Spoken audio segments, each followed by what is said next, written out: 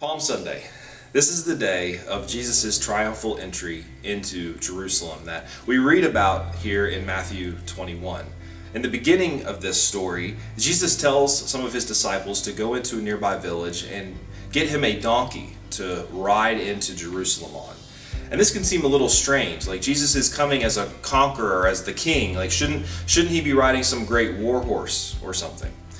But actually, in this culture, in this day and age, riding a donkey was something that rulers and kings did do.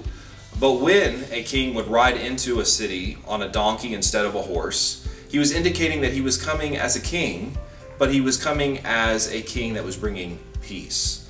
So as we know, Jesus came to bring peace on earth, and he is called the Prince of Peace. So by riding in on a donkey, Jesus is indicating that he is coming to bring peace on earth as the king. Now furthermore, we see Matthew quoting in verse 5 of Matthew 21 from Zechariah chapter 9, where he says, "Tell daughter Zion, see, your king is coming to you, gentle and mounted on a donkey, and on a colt, the foal of a donkey."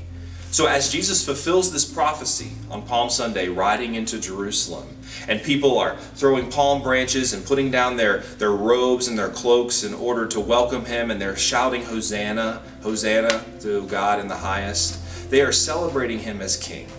And this is what has been prophesied throughout the Old Testament, that a king was going to come, the Messiah, who we know to be Jesus Christ, the Son of God.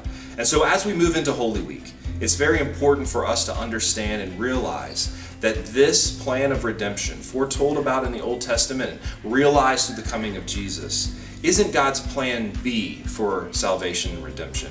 It was always God's plan that this is how he would redeem and save humanity from sin and death. So as we work through the narrative of Passion Week and Holy Week through the rest of our devotionals, keep in mind, this is God's plan for how he's going to save the world from sin and death through his Son, Jesus Christ.